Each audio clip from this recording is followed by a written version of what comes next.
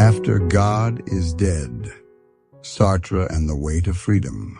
Nietzsche announced the death of God. Sartre announced the birth of responsibility. Between them lies the modern human condition. No divine script, no eternal guarantees, only choice. Nietzsche warned that we might not survive such freedom. Sartre insisted we have no alternative but to bear it. In 1940, France collapsed under the force of Nazi invasion, and a young philosophy teacher named Jean-Paul Sartre found himself captured and sent to a German prisoner of war camp. Behind barbed wire, stripped of comfort and certainty, he faced the same question as every other prisoner. What remains when everything is taken from you? Many would say nothing. Sartre concluded the opposite. Even there, in confinement, he believed something could not be taken: the ability to choose one's attitude.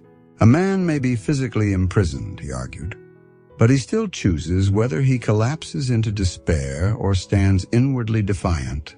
From this experience emerged his most unsettling claim: human beings are condemned to be free. Condemned because we did not choose to be born.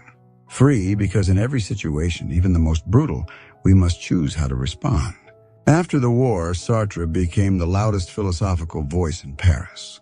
Cafes were filled with arguments about freedom, responsibility, and the absence of God. If there is no divine plan, he argued, then there is no predefined human nature. You are not born brave or cowardly, moral or corrupt. You become what you choose. Every action writes your identity.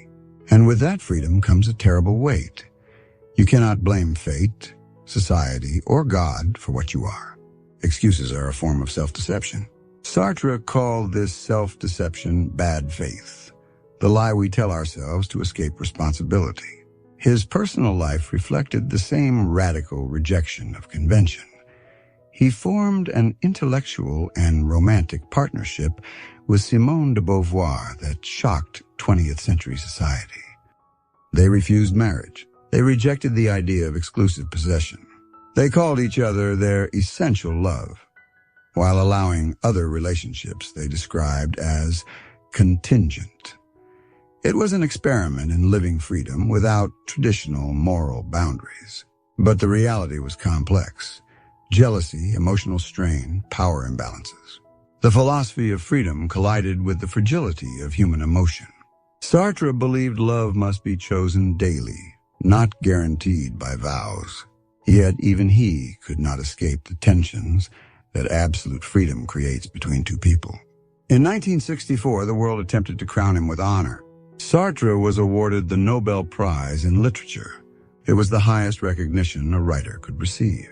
He refused it, not privately but publicly. He explained that a writer should not become an institution.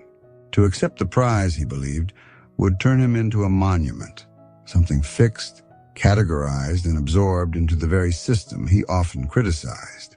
By rejecting the Nobel Prize, he reinforced his lifelong refusal to be defined by external labels. Freedom for Sartre meant resisting even admiration if it threatened independence.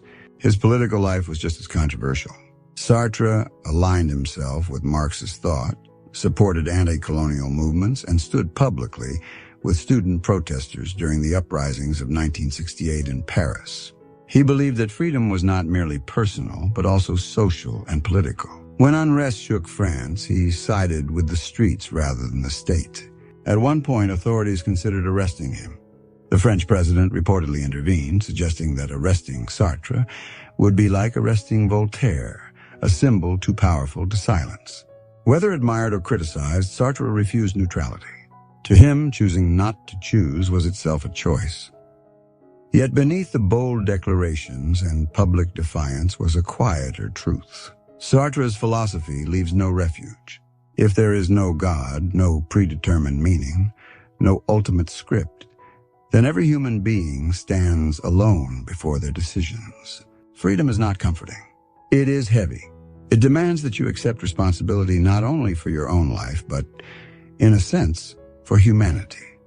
Because your choices declare what you believe a human being ought to be. This is why he called it a condemnation.